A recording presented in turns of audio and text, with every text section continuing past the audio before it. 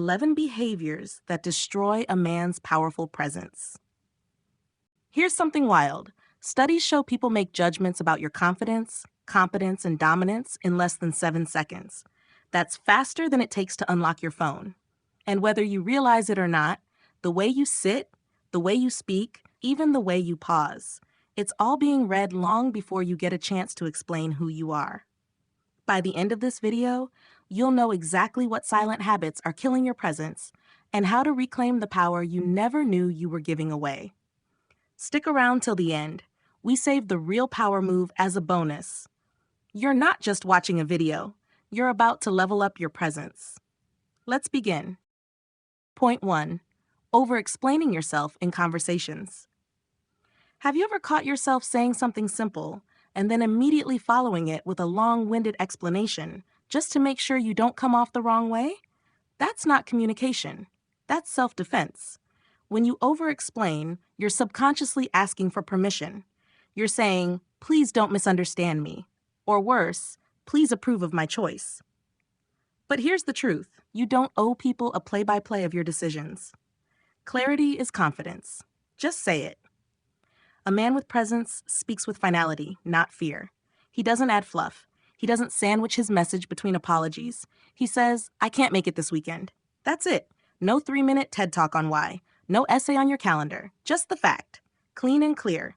And if someone pushes back, you don't argue. You repeat yourself calmly. That's power. That's presence. So the next time you feel the itch to justify something small, pause. Let your statement breathe. And remember, a man who knows himself doesn't need to explain himself. Point 2. Breaking eye contact too soon. Eye contact is the handshake of presence. And just like a limp handshake, breaking eye contact too early makes you come across as unsure, even if your words are spot on. Think about it.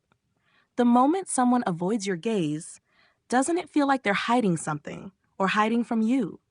When you speak, and especially when you listen, hold their gaze just one beat longer than feels natural. That single beat, that's where presence lives. Not in staring contests or alpha games, but in grounded, unshaken composure. When you're talking to your boss, on a date, or just meeting someone new, eye contact says, I'm here. I'm not shrinking, and I'm not seeking approval either. Look someone in the eye, not to intimidate, but to affirm your own groundedness. Because powerful presence doesn't shout. It holds its gaze, it listens fully, and it never looks away first, unless it chooses to. Point 3. Constant fidgeting or adjusting clothes. Ever notice how your hands drift when you're nervous? Tugging at your sleeve, adjusting your collar, tapping a pen, straightening your watch for the 5th time?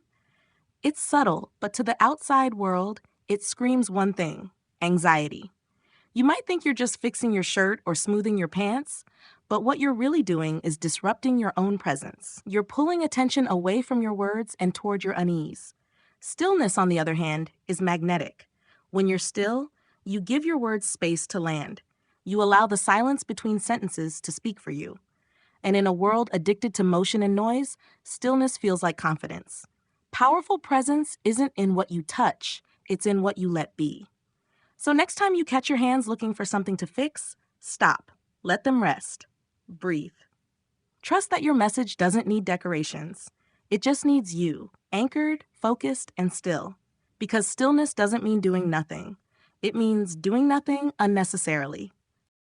Point 4. Apologizing for existing before speaking. You've probably said it before. Sorry, can I say something?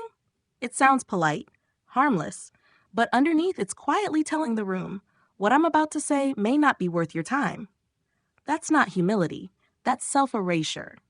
When you apologize before speaking, you're shrinking yourself before you've even stepped forward. And presence can't exist in a space you've already abandoned.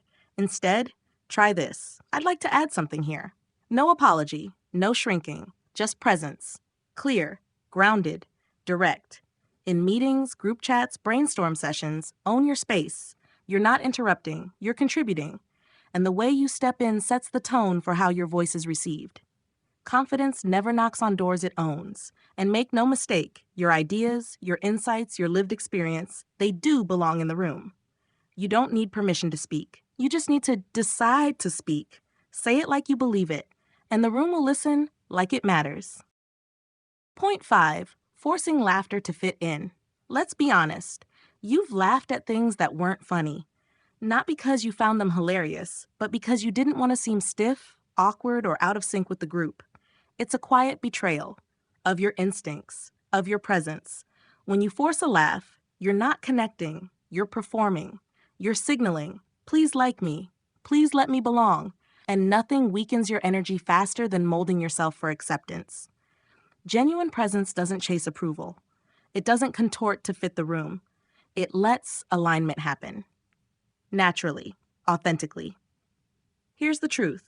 People don't remember the guy who laughed at everything. They remember the man who was fully there, calm, centered, and comfortable enough to not pretend. You don't need to fake joy to be accepted. Your silence, your stillness, your quiet nod when something actually resonates, that's where the power is. Because presence isn't about being liked. It's about being true. And your authenticity is louder than any laugh could ever be. Point 6. Being loud instead of commanding. There's a big difference between being heard and being respected. And if you've ever raised your voice just to get attention, you already know. Volume isn't power. In fact, the louder you get, the more it can seem like you're trying too hard. Like you're filling the air with noise to make up for a lack of authority underneath. But real presence? It doesn't shout. It draws people in. Commanding men speak with quiet certainty, not chaotic volume. Think about it. In any group setting, who gets the most respect? Not the one yelling over everyone.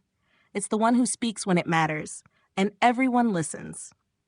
The calmest guy at the table often holds the most influence, precisely because he doesn't waste his words or energy trying to dominate. He doesn't need to raise his voice. His presence raises the room. So if you've been mistaking loudness for leadership, it's time to flip the script. Because the strongest voice is often the one that knows when to be still. Point 7. Seeking approval through excessive compliments. You've seen it, or maybe done it yourself, telling everyone they look amazing, that their idea is genius, that they totally crushed it, even when they didn't. At first glance, it seems kind, harmless even, but when compliments flow too easily, they lose their weight, and so do you. Because when everything is amazing, nothing stands out. It subtly tells people that your words are more about approval seeking than genuine praise. And here's the kicker. People can feel it. They sense when you're flattering them to be liked. And ironically, it makes them trust you less. A compliment means more when it comes from someone who doesn't hand them out like flyers. So don't stop giving credit where it's due, but be selective. Be sincere. Make your praise rare enough to mean something, like a signature, not a stamp. Presence isn't about being liked by everyone. It's about being respected by those who matter. And respect is earned, not handed out with sugar-coated smiles. Point 8. Reacting emotionally to small disagreements. You don't lose your presence when someone disagrees with you. You lose it the moment you react emotionally to that disagreement. It's easy to feel triggered. Someone challenges your opinion in a meeting, questions your approach in front of others, or throws in a sarcastic comment that rubs you the wrong way. And without thinking, you snap back or shut down. But presence isn't about control. It's about composure. A powerful man doesn't flinch at every jab. He doesn't need to prove he's right in real time. He knows how to pause, breathe. Choose a response that elevates, not one that erodes his credibility. Someone disagrees with your idea? Great. That's not an attack. It's a chance to lead the energy in the room. Smile. Stay grounded. Respond when you're ready, not when your emotions demand it. Because maturity isn't in control. It's in how you respond when you lose it. That moment of calm, right after discomfort, that's where real presence is born. And you'll never find it in a knee-jerk reaction. Point 9. Walking without purpose or direction. You might not think much about the way you walk, but others do. A slow, hesitant, or aimless walk doesn't just delay your arrival. It broadcasts uncertainty before you've said a word. Posture, pace, and direction matter more than most people realize. They tell a silent story about your confidence, your clarity, and your sense of self. When you stroll like you're waiting for instructions, people treat you like you need them. But when you move with purpose, even if it's just to grab a coffee, something shifts. Heads turn, space opens, energy follows you. How you enter a room often speaks louder than what you say in it. That doesn't mean rushing. This isn't about speed, it's about intention. Know where you're going. Stand tall, shoulders back, eyes ahead. You're not a background character in someone else's scene. You're the lead, and leads don't wander. They arrive. So start treating your walk like a message. Because it is, and everyone's reading it. Point 10. Overusing fillers like and like. You probably don't even hear it anymore, but it's there. You know? These tiny filler words slip into your sentences like nervous passengers, and every time they do, they chip away at your authority. They make you sound unsure, unprepared, less grounded. And worst of all, people stop taking your words seriously. Here's a simple test. Record yourself during a casual conversation. Play it back. You'll be shocked at how often those fillers sneak in, especially when you're trying to sound thoughtful or persuasive. But here's the fix. Pause. That's it, just pause. Silence is a mark of control. It gives weight to your thoughts and power to your delivery. Because when you pause instead of filling space, people lean in. They listen. Every you drop weakens the gravity of your words. So trade the noise for stillness. Speak like every word counts, because it does. And in that quiet confidence, your presence will rise, not through perfection, but through intention. Point 11. Turning every silence into awkwardness. Here's something most people get wrong. Silence isn't awkward. You make it awkward. When there's a pause in the conversation, most people rush to fill it. They panic, laugh nervously, or blurt out something just to break the quiet. But that's not presence, that's performance. A man with presence embraces the silence. He lets it hang. He trusts that not every moment needs noise. In fact, some of the most powerful moments in communication happen in the absence of words. After you've made a bold point, try this. Pause. Don't rush to explain it. Let it land. Let it echo. That pause creates gravity. In conversations, silence is your punctuation mark. Don't erase it. Watch any great speaker, leader, or storyteller. They're never in a hurry. Their silences command just as much attention as their words. So if you find yourself treating every quiet moment like a problem to solve, stop. Let it breathe. Because in that space, people lean in, and that's presence. If you've made it this far, drop the word presence in the comments. It tells us you're not just watching, you're upgrading, and we see you.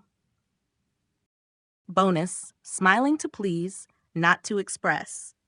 Here's something most people don't even realize.